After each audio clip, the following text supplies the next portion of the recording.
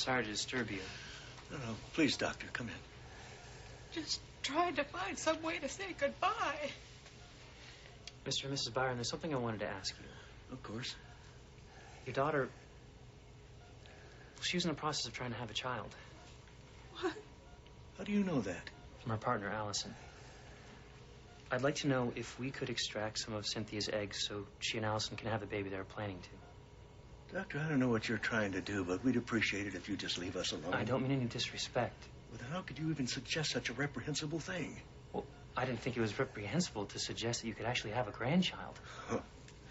Don't you think we wanted grandchildren? Don't you think it broke our heart 9 years ago when our daughter deprived us of that? I know this is very difficult, but this is what Cynthia wanted. No. This is what that woman wants. And that woman was responsible for ripping our family apart.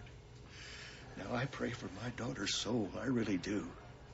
And I'll be damned if I'll have that woman steal any part of Cynthia. Mr. Byron. Everything okay in here? No, not really. What seems to be the problem? I'll tell you what the problem is. This doctor here is trying to push his immoral agenda onto our family. My immoral agenda is honoring who Cynthia was. If you have such great family values, then why haven't you spoken to your daughter in 9 years? GH used to be a respectable hospital. I didn't know you had a bunch of homos running around in here. Hey, what did you just call him? Get out of my face. Let's get something straight. I've been tolerating your narrow-minded, bigoted crap out of respect for the difficult situation your family is in. But under no circumstance will you disrespect my doctors on this staff in that manner again. Or I will personally throw you out on your ass.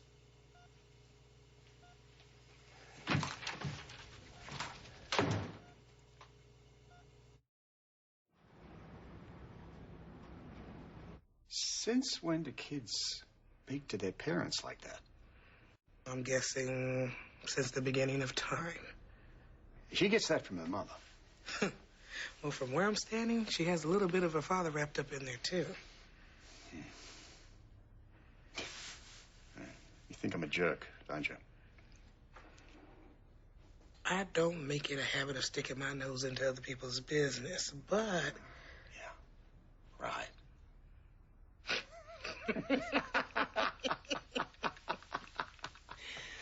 That's good.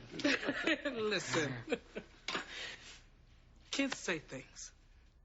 But the fact of the matter is that girl, she loves you. Yeah. I know. And let me tell you something else. I would give anything. I'd give the world to have the opportunity to be cussed out by my son Stan again. Even though I would have to thwack him on the head again. Has that? My son, he passed away a year ago. Oh. I'm sorry. You're a lucky man, Mr. Scorpio. Lucky enough to get cancer. Lucky enough to have this opportunity to spend time with your daughter. That's not something that God has given me. And so I look at you and I wonder, why are you running away from it? So you're 27 years old? Yep. Like Janis Joplin, Hendrix, Jim Morrison, they were all 27 when they died. Yeah. So you think if you die young, everyone will suddenly realize how brilliant you are after you're gone?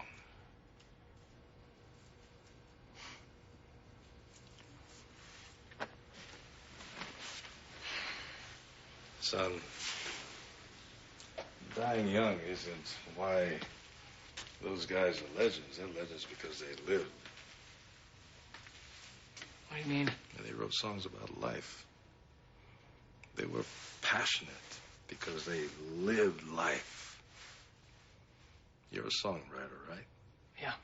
You have to live and experience things in order to have something worth writing about. You can't check out of this game this early.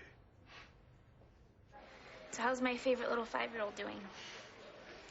Exhausted? You should be. It's past his bedtime.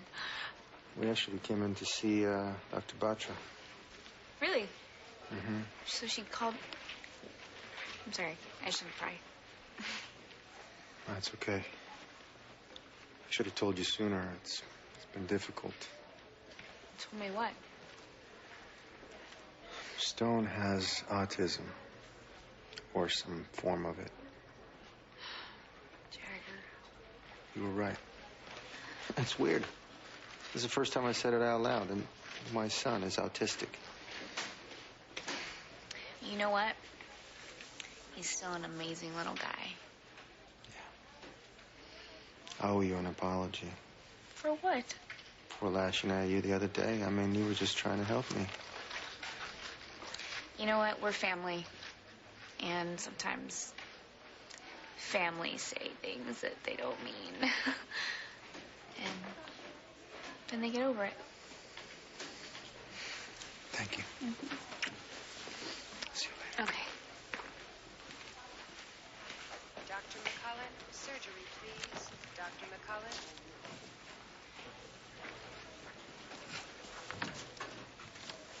Are those yours? Don't you have work to do? They are. Epiphany has a boyfriend. They're from a patient. Red roses? The only patient that's going to give you red roses is a patient that wants to get down your pants. Dr. Simpson. They're from Mrs.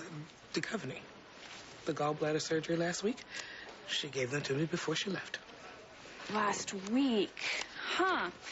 I used to work in a florist's, and if I remember correctly, those roses are only a day old. Tops. Well, excuse me, Miss CSI Flower Unit. So, who sent them?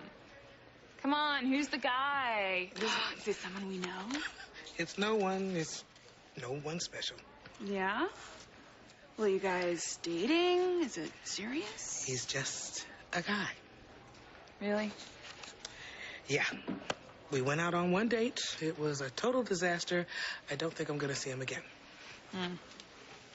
Sorry. Hey, at least you got roses out of it. All I usually get is a hangover.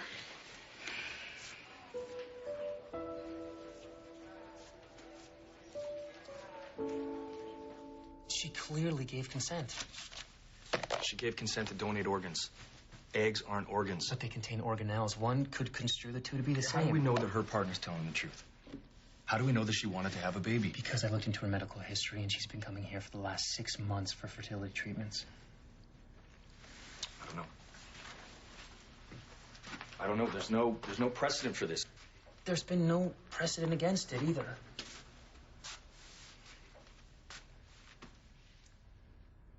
I can't see it, Dr. Julian. I can't. I appreciate where your heart is coming from, but legally, this is a gray area at best. And this hospital cannot afford a lawsuit. I'm sorry.